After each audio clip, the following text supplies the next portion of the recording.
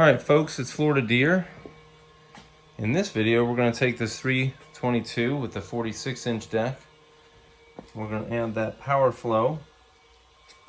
All that hardware is going to be involved. I'll lay that out in just a moment. We have that chute, and then we also have this MC519 cart that we got from another purchase. And you'll notice that I have two new tires.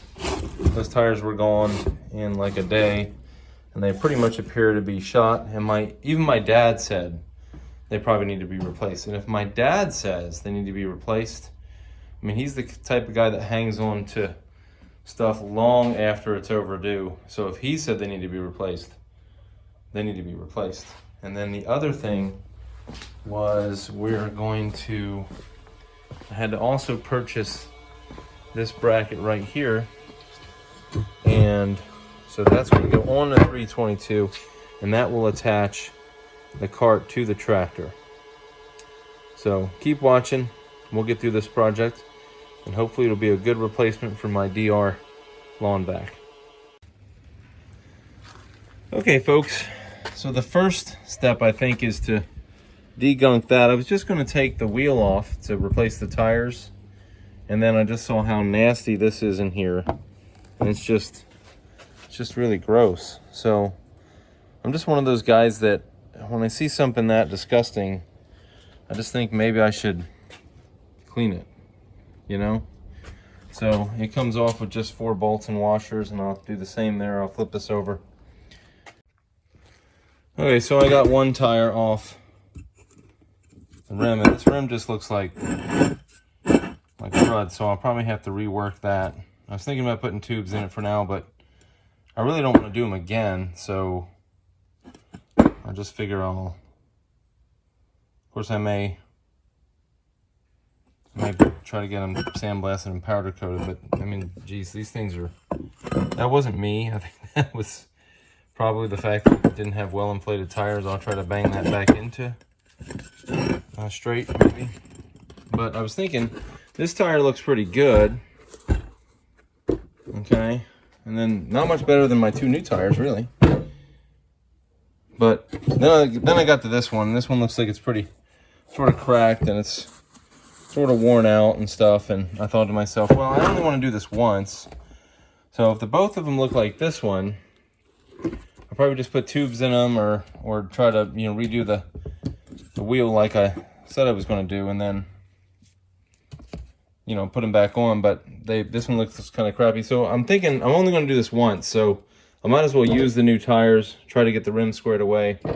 I will take the chance on the rims being good and usable once they're sanded down and all that crud is gone. But you can leave a comment if you would, and tell me what you would have done. Would you have got new tires? Would you have tried to make these old tires work? Would you redo the rims and just put these tires back on, or maybe just tube them from here, or whatever? I like my stuff to look nice. It doesn't have to look perfect, but I do want it to. I mean, this is pretty rusted, so it's got big chunks of it off the stuff right there. And actually, this is, the more I look at it, the more I think maybe a tube would just be good. For right now, that might be a lot of work. I don't know. We'll see. All right, just let me know what you would think in the comments. Thanks. So this is the first caster I took off. As you can see, it does have the grease fitting like I had mentioned before, and it's still kind of junky, but it's not as bad as this one. I mean, look at this. That is untouched, just like solidified grease. I mean, I guess technically grease is a solid anyway, but you know what I mean. It's sort of a liquid in a way. I don't know. Is grease a liquid or a solid? I mean, this is definitely a solid, but I don't know technically what grease would be. I guess it could be either one. Really soft solid or very solid liquid? I don't know. Anyways, I may had the tractor supplied and take this these two suckers just to see if I can match a wheel and caster up and then take these back. These were together $50.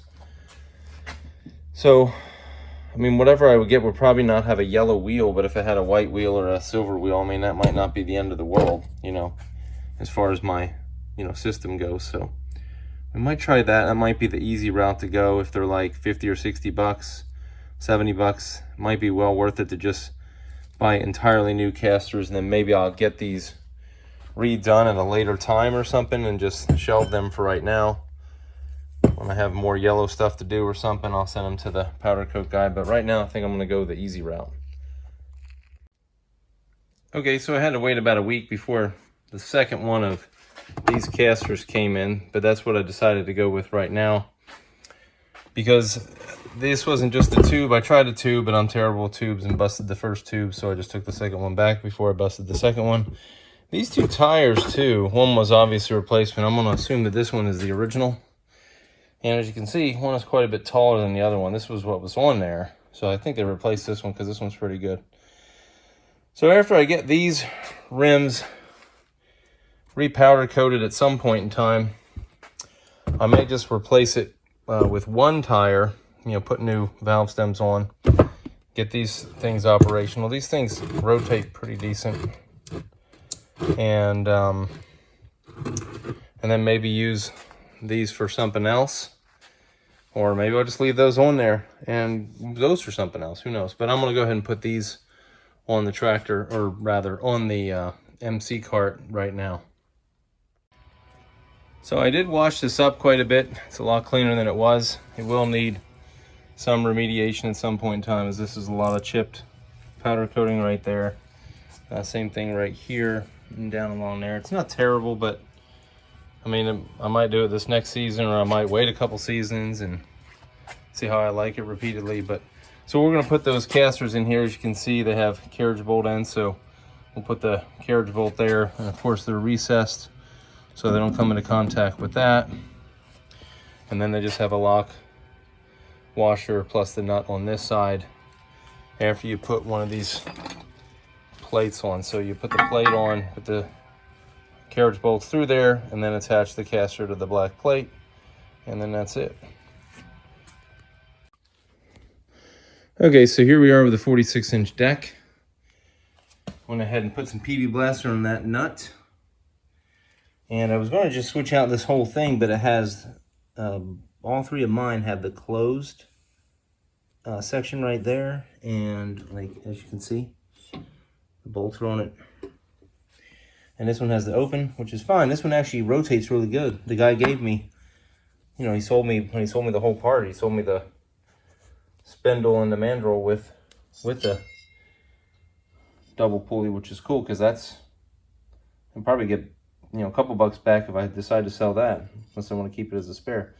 So I'm going to try to take off that pulley, leave the spindle there and the mandrel, and then just put this sucker back on. Hopefully that'll work, and then I'll have to figure out how all this hardware goes on right here. And this stuff right here, hardware. That hardware goes on the tractor.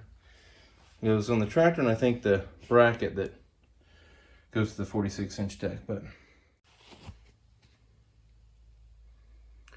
so the double pulley is on there, and then the other thing I was going to mention is that this thing was, it was this same size as far as, I think it's a 1 1/8, but the nut is actually like super tall, and I guess that's so it can make it out there, and so you can get the,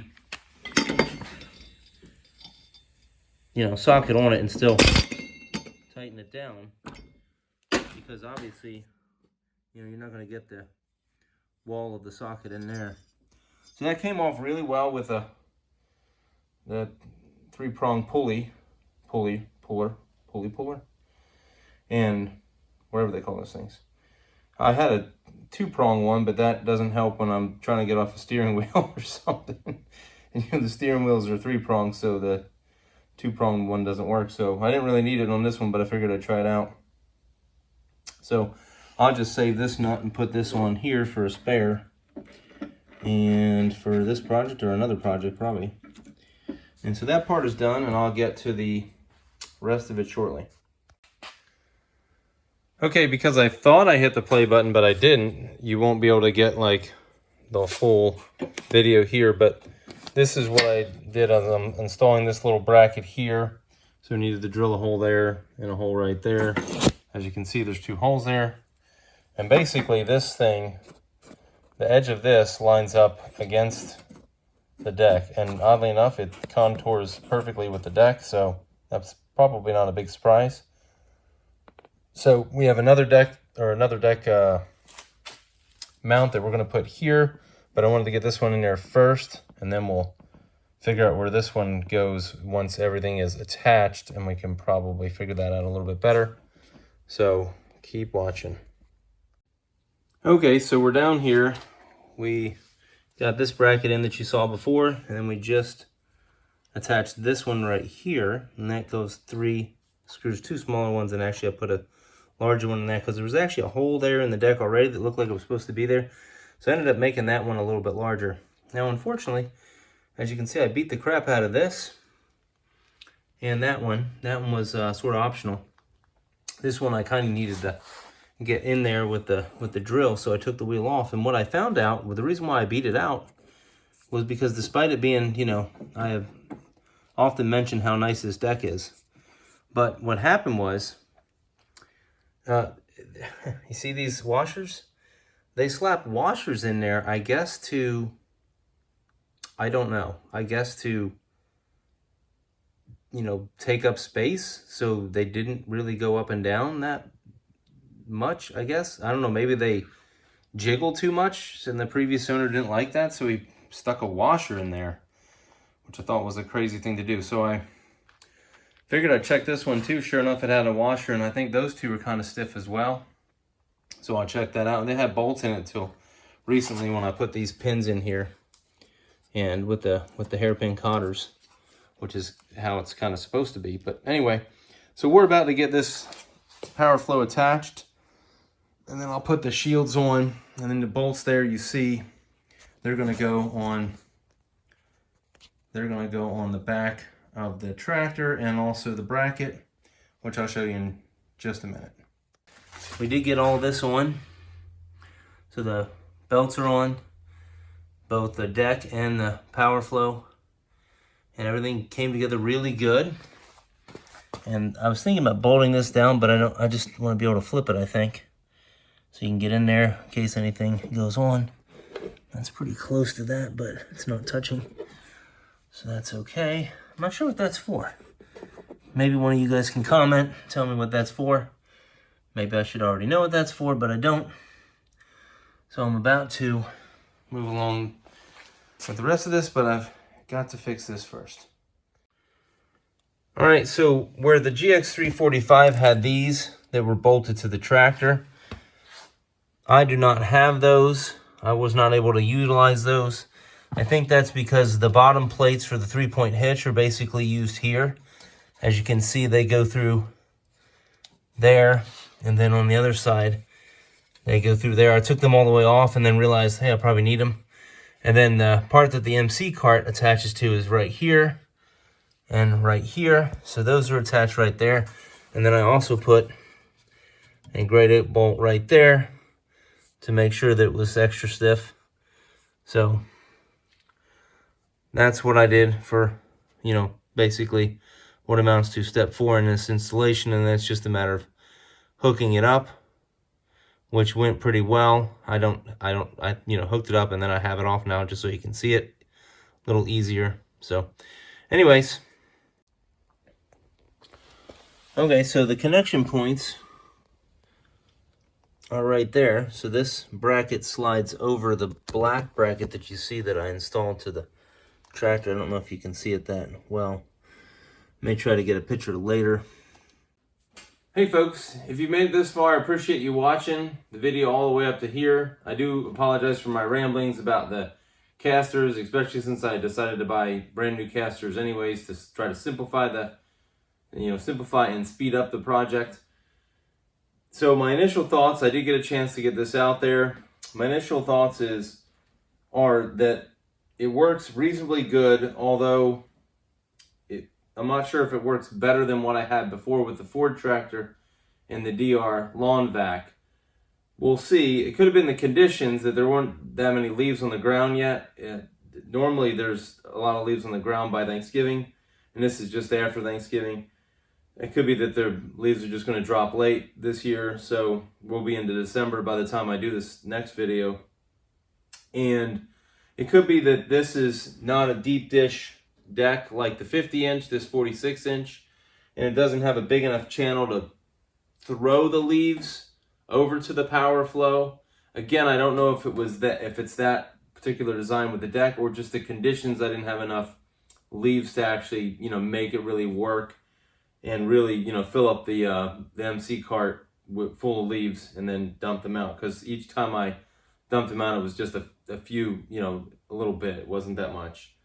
So if you like this video, you can hit the like button.